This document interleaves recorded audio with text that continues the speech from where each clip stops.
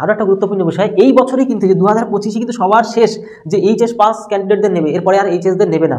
দেখো আজকের ভিডিওতে তোমাদেরকে সব কিছু জানাবো যে বন্ধন ব্যাংকে কীভাবে তোমরা ওই যে বন্ধন ব্যাংকে কীভাবে তোমরা চাকরি করতে পারবে, সমস্ত কিছু, ইন্টারভিউ কীভাবে দেবে, তোমাদের বয়স কত লাগবে, কত স্যালারি পাবে, কী করে কাজ করতে হবে, তুমি ইন্টারভিউর কী কী প্রশ্ন জিজ্ঞাসা করবে, সমস্ত কিছু আজকে ভিডিওতে তোমাদেরকে বলবো। কোনো সামান্যতম পয়েন্ট তোমাদের জন্য বাকি রাখবো না। দেখো তার জন্য আমি কী করলাম, সমস্ত কিছু লিখে রেখেছি, যা একটাই তার কারণ হচ্ছে কোথাও যেন কোনো রকমভাবে কোনো পয়েন্ট মিস না হয়। কারণ অনেক সময় যদি কিছু না দেখে বলি তাহলে অনেক পয়েন্ট দেখা গেলো একটা গুরুত্বপূর্ণ বিষয় যদি কিছু মিস হয়ে যায় তাহলে তোমরা সেই জিনিসগুলো জানতে পারবে না। তার জন্য প্রত্যেকটা একটা কিছু যাতে মিস না হয় সমস্ত কিছু লিখে রেখেছি, যাতে ওগুলোকে আমি দেখে দেখে তোমাদেরকে সমস্ত পয়েন্ট অ্যানালাইসিস করে দিতে পারি, সমস্ত পয়েন্ট তোমাদেরকে জানিয়ে দিতে পারি। তো যাই হোক এক এক করে তাহলে বিষয়টা তোমরা জেনে নাও। আমি টোটালি বিষয়টা আলোচনা করছি। এর পাশাপাশি তোমাদের নো এক্সাম, কোনো রকম এক্সাম, তোমার অন্যান্য পরীক্ষাতে যেরকম WP, KP, রেলের পরীক্ষাতে এক্সাম দিতে হয়, এখানে তোমার কোনো রকম এক্সামও দিতে হচ্ছে না, তোমার কোনো ফিসও লাগবে না, তারপর তুমি অনলাইনে অ্যাপ্লাই করতে পারবে। টোটাল বিষয়ে তোমাদের সাথে আলোচনা করব, প্রথম থেকে শেষ পর্যন্ত তোমরা ভালো করে দেখো। তোমরা পশ্চিমবঙ্গে, শুধু পশ্চিমবঙ্গে না, বাঙালির যেখানেই তোমরা থাকো না কেন, প্রত্যেকটা বাঙালি ভাষী কিন্তু তোমরা কিন্তু এখানে অ্যাপ্লাই করতে পারবে, ঠিক আছে। তোমাদের বলে দিচ্ছি সমস্ত কিছু। তুমি যদি ফ্রেশার হও, তুমি যদি এর আগে তোমার কাজের কোনো অভিজ্ঞতা যদি না থাকে, মেল ফিমেল তুমি ছেলে মেয়ে উভয় ক্যান অ্যাপ্লাই, অবশ্যই তোমরা কিন্তু প্রত্যেকে অ্যাপ্লাই করতে পারবে অনলাইনে। সমস্ত কিছু ডিটেলসে তোমাদেরকে আলোচনা করে দিচ্ছি। তাহলে চলো, সবার প্রথমে তোমাদেরকে বলবো যে ব্যাংকের কাজ করার আগে তুমি যে ব্যাংকে যে কাজ করবে, যে ধরো যেটা কিনা বন্ধন ব্যাংক, এই বন্ধন ব্যাংকটা কিন্তু আগে আনঅফিসিয়াল ছিল, এখন কিন্তু সম্পূর্ণ অফিসিয়ালি মানে সরকার স্বীকৃত ব্যাংক। কিন্তু মানে 2014 সালে কিন্তু এই বন্ধন ব্যাংক RBI, যেটা কিনা আমরা বলি রিজার্ভ ব্যাংক অফ ইন্ডিয়ার, সেখান থেকে সম্পূর্ণ স্বীকৃত হিসেবে কিন্তু এখন ব্যাংকটা চলছে। মানে এক কথা বলতে পারো যে সরকারি অনুমতিতে কিন্তু ব্যাংকটা চলছে। ব্যাংকের কাজ করার আগে সমস্ত কিছু নিয়ম তোমাদের অবশ্যই জেনে নিতে হবে, সেটা তোমাদেরকে এক এক করে সমস্ত কিছু বলে দিচ্ছি। এবার চলো একটা একটা করে পয়েন্ট তোমাদেরকে বলি। এখানে তোমরা যেই কাজ করতে চাও না কেন, তুমি যেই ক্ষেত্রেই, তুমি ছেলে হও বা মেয়ে হও, তোমরা যাই হও না কেন, যে কোনো বয়সের হও না কেন, তোমাকে কিন্তু একটা জিনিস তোমার প্রথমত মাথায় রাখতে হবে, সেটা কি, তোমাদের ব্যাংকের যে ম্যানেজার বা CEO, তাদের কিন্তু তোমার কিন্তু কথা শুনতে হবে। এটা যদি মেনে নিতে পারো তবেই কিন্তু এখানে অ্যাপ্লাই করবে বা কাজ করবে, ঠিক আছে। দেখো তোমার কোনো কাজ পাচ্ছ না বা ইমিডিয়েট কোনো কাজের প্রয়োজন, বাড়িতে প্রচণ্ড সমস্যা, মানে আর্থিক পরিস্থিতি ভালো না, তাহলে কিন্তু এই বন্ধন ব্যাংকে একটা ভালো সুযোগ রয়েছে, সেখানে তোমরা কিন্তু কাজ করতে পারো। তার সমস্ত বিষয়টা আলোচনা করে দিচ্ছি। দেখো কোথাও না কোথাও কাজ করতে গেলে কারো না কারো আন্ডারে তোমাকে চলতেই হবে, আর কারো না কারো কথা কিন্তু তোমার শুনতে হবে। এই জিনিসটা সবার প্রথমে মাথায় ঢুকিয়ে নাও, তবেই তুমি কিন্তু এখানে টিকে থাকতে পারবে, নাহলে টিকে থাকতে পারবে না। তোমাকে কিন্তু ম্যানেজারের, তুমি যদি সামান্যতম কোনো ভুল করো, ঠিক আছে, তোমাকে কিন্তু সেখানে তো তাদের কিন্তু কথা শুনতে হবে, কথা বলতে তার বকবে আর কি, এক কথা যেটা বলতে চাচ্ছিস, ঠিক আছে।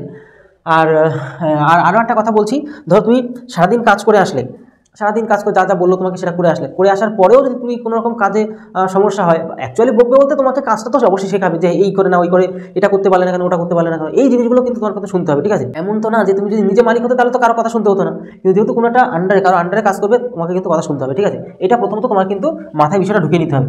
পরবর্তী তোমাকে যেটা বলবো যেটা হচ্ছে, তোমাকে কিন্তু ক্যাশ কালেকশন করতে যেতে হবে। তোমাকে জানো তো বন্ধন ব্যাংকের কেসটা তুমি একটু হলো জানো, যে তোমাকে ক্যাশ কালেকশন করতে যেতে হবে গ্রামে বা যেখানে যেখানে তোমাকে লোন নেবে সেখানে তোমাকে ক্যাশ কালেকশন করতে যেতে হবে। এবার এই ক্যাশ কালেকশন করতে যাবে কি করে, আগে কিন্তু সাইকেলে কালেকশন করতো, সাইকেলে, কিন্তু এখন কোনো সাইকেলে কোনো পারমিশন নেই, তোমার কিন্তু একটা নির্দিষ্ট নিজের বাইক, নিজের হোক আর যাই হোক, মানে তোমাকে একটা বাইক লাগবে, ঠিক আছে, তোমার, যাতে তুমি সারাক্ষণ ওই বাইকটা নিয়ে কাজ করতে পারো। আর তোমার যে বয়সটা 21 বছর থেকে না হলে কিন্তু হবে না, 21 বছরের হতে হবে। 21 থেকে অবশ্যই 26 বছর হলে আরও ভালো হয়, তাদের যে রিকমেন্ডেড অনুযায়ী 21 থেকে 26 বছর বা তার বেশি যদি হয় তাহলে কোনো সমস্যা নেই, ঠিক আছে। তো এটা গেল। এরপরেও তোমাদেরকে বলছি, এরকম ধরনের যদি হেল্পফুল ভিডিও কন্টিনিউ পেতে চাও, আমি কন্টিনিউ দিচ্ছি। তোমাদের অঙ্কের ভিডিও দেওয়া হয়, রিজনিংয়ের ভিডিও দেওয়া হয়, প্রচুর ভিডিও রয়েছে, তোমরা দেখো প্লেলিস্ট যদি ঘাটো, প্রচুর অঙ্কের ভিডিও, মানে প্রত্যেকটা চ্যাপ্টার, যেরকম বীজগণিত, পাটিগণিত, পরিমিতি, ত্রিকোণমিতি সমস্ত ক্লিয়ার করানো আছে, সেগুলো ভালো করে খেয়াল করতে পারো। আর এমন ধরনের হেল্পফুল ভিডিও তোমরা পাচ্ছ, অবশ্যই যত নতুন হয়ে থাকে আমাদের চ্যানেল সাবস্ক্রাইব করে বেল আইকনটিকে প্রেস করে রাখো এমন ধরনের হেল্পফুল ভিডিও পাওয়ার জন্য। আর বন্ধুদেরকেও অবশ্যই একটু যদি পারো শেয়ারও করে দিও। তো যাই হোক, এবার ব্যাপারটা হচ্ছে যে আমরা বুঝতে পারলাম যে 21 বছর সর্বনিম্ন 26 বছর হলে আর ভালো হয়, ঠিক আছে। এবার আমরা চলে আসি যে আরও একটু বিষয় ডিপটা বুঝে নিতে হবে। এটা তোমার মাইক্রো ফাইন্যান্সের যে সমস্ত কাজগুলো হয়, সেটা কী করতে হবে বলো তোমাকে, যে সকাল 8টার মধ্যে তোমাকে কিন্তু বাড়ি থেকে বেরিয়ে যেতে হবে, ঠিক আছে।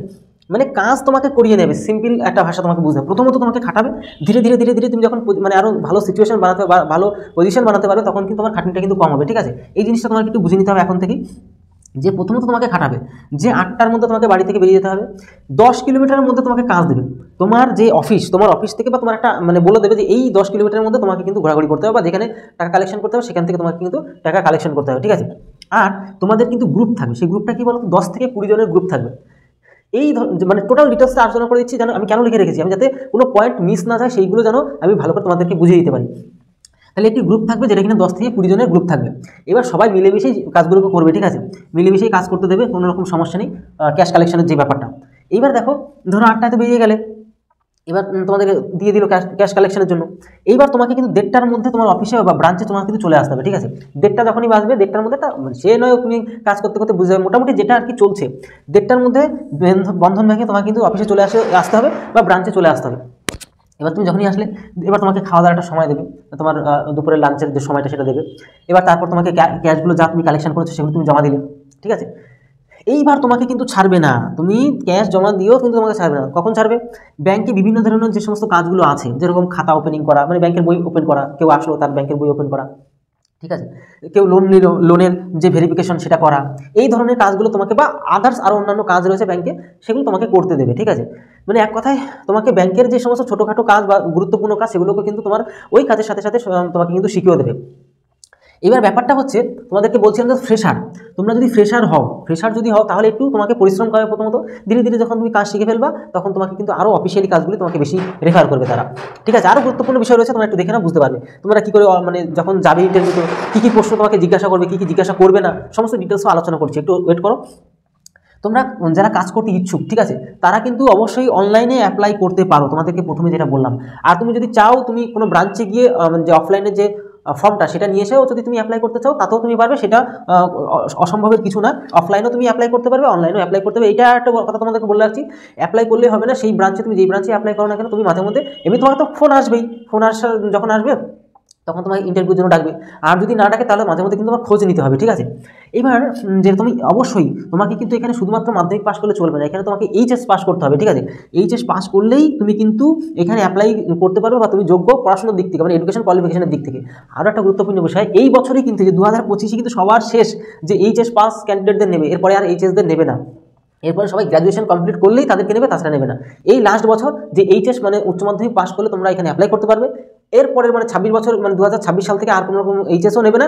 এবার আগে মাধ্যমিকে নিয়ে নিত, এখন এইচএস পাস নিচ্ছে, বুঝতে পারছো। এরপরে 2026 সাল থেকে এইচএস ক্যান্ডিডেট নেবে, শুধুমাত্র গ্র্যাজুয়েশন তোমরা যারা কমপ্লিট করবে তাদেরকে শুধুমাত্র নেবে, তাছাড়া নেবে না, ঠিক আছে। এই জিনিসটা তাহলে তোমরা বুঝে নিতে পারলে, গ্র্যাজুয়েশন কমপ্লিট হলে তাহলে পরবর্তীতে তোমার কিন্তু তোমাদের যে এখানে তুমি মানে অ্যাপ্লাই অন্তত করতে পারবে। এবার তারপরে যদি আরও একটু বিষয় খেয়াল করো, আমরা ধীরে ধীরে সমস্ত বিষয় তোমাদেরকে বুঝিয়ে দিচ্ছি। তোমাকে কিন্তু ফোন করে কিন্তু ইন্টারভিউর জন্য নেবে, তোমাদের বললাম অনলি ইন্টারভিউ হবে, আর কোনো ব্যাপার স্যাপার নেই এখানে।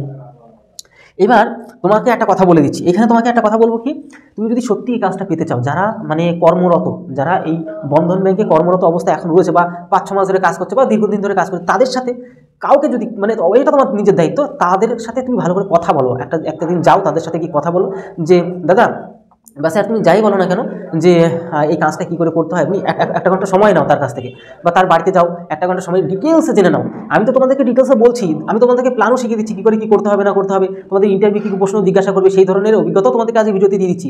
তবে এর পাশাপাশি আরও একটা অ্যাডভান্স যেটা তোমাদেরকে বললাম, যে কোনো যারা কর্মরত অবস্থা রয়েছে তাদের সাথে যোগাযোগ করে ডিটেলসটা ভালো করে জেনে নাও, যে কী করে কী করতে হবে না হবে, তাহলে কি এখান থেকে একটু বুঝতে পারলে ওইখান থেকে আরও স্ট্রংলি বুঝে গেলে তোমার কনফিডেন্স লেভেল সম্পূর্ণ হাই হয়ে যাবে, ঠিক আছে। তো এই বিষয়টা তোমরা বুঝতে পারলে, যে ইন্টারভিউ ব্যাপারটা এবার যখনই তোমার কল ডাকার পর ইন্টারভিউ আসবে, এবার কী কী প্রশ্ন তোমাকে জিজ্ঞাসা করবে, ঠিক আছে, বা কী প্রশ্ন তোমাকে বলতে পারলে তুমি সিলেক্টেড হবে, তো এ না ছাড়া তুমি হতে পারবে না। দেখো এর পাশাপাশি ডকুমেন্টসের কথাগুলো একটু বলে দিই, কী ডকুমেন্টস লাগবে তোমার অবশ্যই এইচএস পাস করতে হবে। তোমাদের ফার্স্টে বলে নিলাম না, যে তুমি যদি উচ্চ মাধ্যমিক পাস করো তবেই তুমি এখানে অ্যাপ্লাই করতে পারবে, তাছাড়া কিন্তু অ্যাপ্লাই করতে পারবে না। আরও একটা ব্যাপার, যে তুমি এই বছরই শেষ উচ্চ মাধ্যমিক অ্যাপ্লাই করতে, পরবর্তী থেকে গ্র্যাজুয়েশন তোমাকে কিন্তু কমপ্লিট করতে হবে, ঠিক আছে। এবার তোমার বায়োডাটা, যেটা কিনা আমরা সিবি বলি, ঠিক আছে, তোমার বায়োডাটা লাগবে, এর পাশাপাশি মাধ্যমিকের অ্যাডমিট কার্ড, তোমার মাধ্যমিকের অ্যাডমিট কার্ডটা লাগবে, প্যান কার্ড লাগবে, আধার কার্ড লাগবে, ব্যাংকের অ্যাকাউন্ট অবশ্যই লাগবে, লাস্ট ইয়ারে যে তুমি যে কোয়ালিফিকেশন মার্কশিট, তুমি যদি উচ্চ মাধ্যমিক পাস করে থাকো তার মার্কশিটটা লাস্ট ইয়ারেরটা লাগবে, মানে তুমি কত নম্বর পেলা না পেলা সেটা দেখবে। তো তুমি যদি গ্র্যাজুয়েশন কমপ্লিট করো সেখানেও তুমি লাস্ট ইয়ারের গ্র্যাজুয়েশনের সার্টিফিকেটটাও দেবে, কোনো সমস্যা নেই। তোমার ফটো লাগবে, পাসপোর্ট সাইজের ফটো লাগবে। আর তোমাকে আরও একটা কথা বলবো, সেই অরিজিনাল তো লাগছেই, তার পাশাপাশি জেরক্সগুলোও কিন্তু তোমাকে কিন্তু সেখানে নিয়ে যেতে হবে, ঠিক আছে। জেরক্সগুলো রেখে দেবে, অরিজিনালগুলো দেখবে আর কি।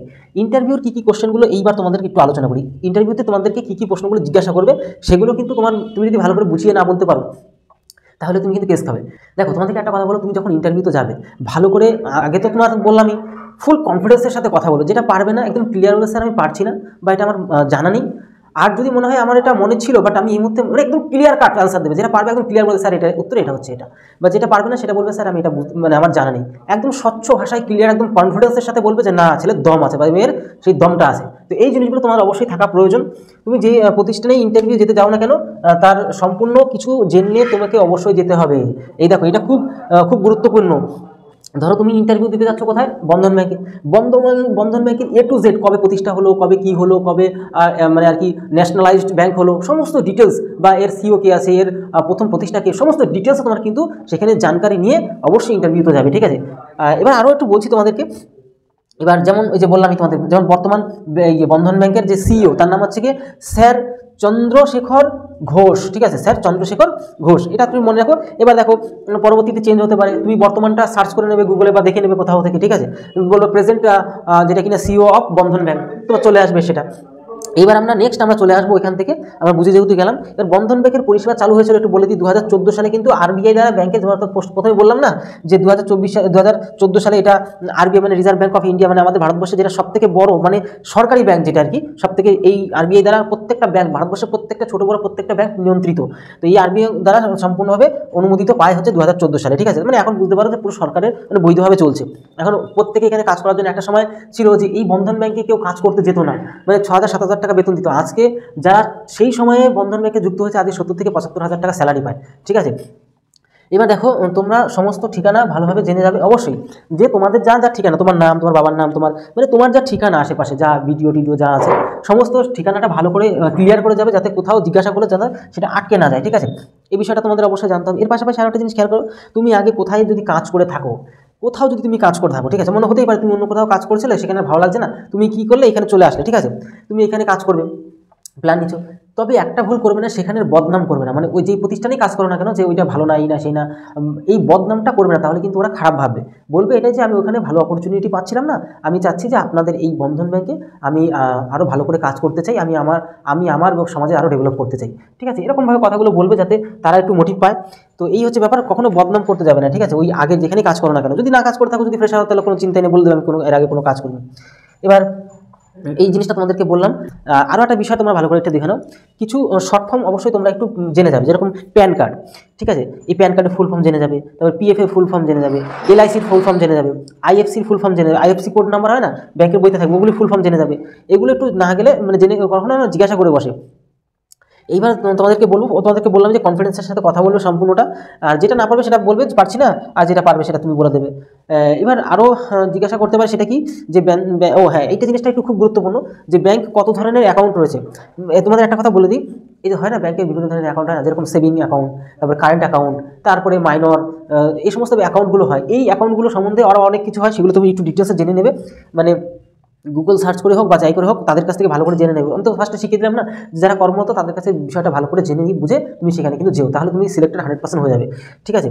তারপরে তোমাদের এই স্যালারি ব্যাপারটা একটু বলি, স্যালারিটা কিন্তু প্রচুর পরিমাণে দেওয়া হয় না, প্রথমে কমই দেওয়া হয়, মোটামুটি 13,000 টাকা থেকে 15,000 টাকার মধ্যে স্যালারি দেওয়া হয়।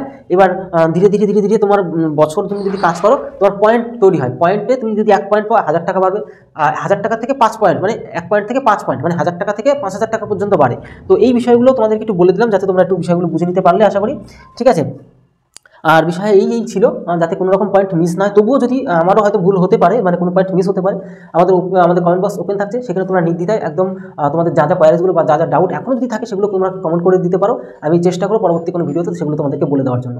তাহলে বন্ধুদের কাছে যদি শেয়ার করে দাও, যদি নতুন হয়ে থাকো আমাদের চ্যানেলকে সাবস্ক্রাইব করে বেল আইকনটি প্রেস করে রাখো এমন ধরনের হেল্পফুল ভিডিও পাওয়ার জন্য। আর যদি পারো বন্ধুদের কাছে শেয়ার করো, তাহলে ভিডিওটি আজকে রিলো, তো সবাই অবশ্যই ভালো থাকো, সুস্থ থাকো, জয় হিন্দ, জয় ভারত।